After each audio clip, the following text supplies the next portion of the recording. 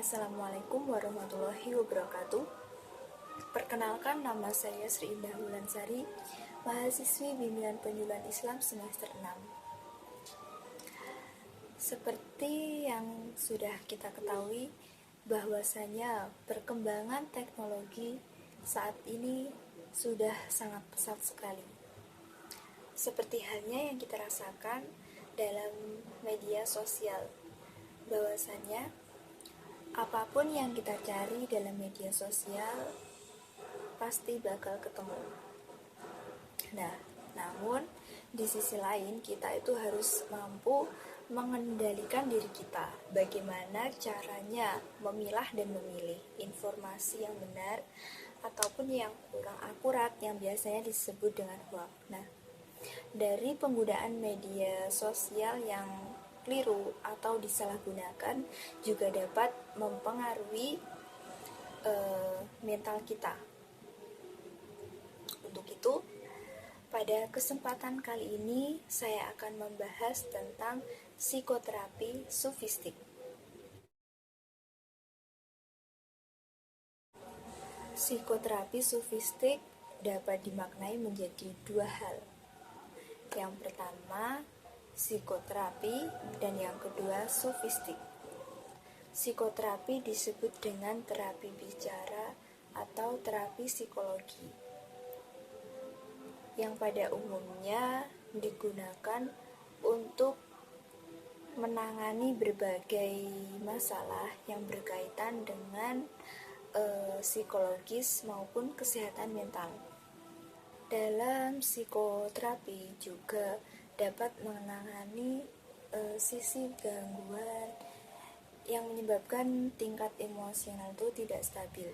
Dalam metode psikoterapi tadi biasanya dilakukan oleh seorang yang sudah ahli di bidang kesehatan mental, seperti psikolog dan psikiater.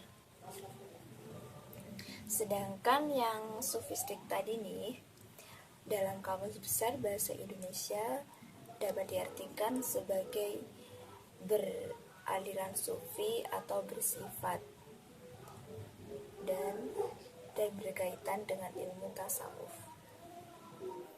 Nah, setelah mengetahui dua makna singkat dari psikoterapi dan sufistik tadi, dapat dimaknai secara lebih mendalam lagi bahwasannya psikoterapi Islam atau sufistik itu dapat membantu seseorang untuk melakukan penyembuhan, pengobatan, dan pelarian terhadap emosi, khususnya terhadap penyakit yang mengganggu kesehatan mental seseorang.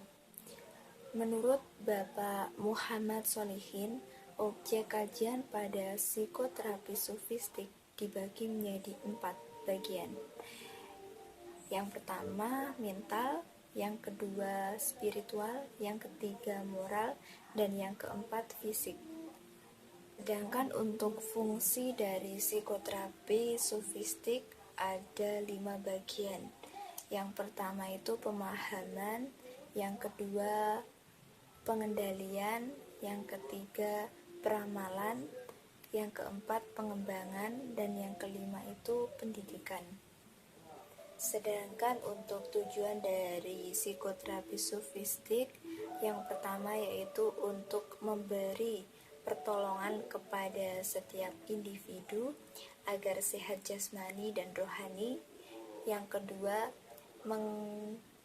menggali atau mengembangkan sumber daya insani, dan yang ketiga itu mengantarkan individu terhadap suatu perubahan konstruksi dan pola pikir, dan yang keempat itu meningkatkan kualitas keimanan. Sekian yang dapat saya sampaikan. Jika ada kata yang kurang mohon dimaafkan. Akhirul kalam, wassalamualaikum warahmatullahi wabarakatuh.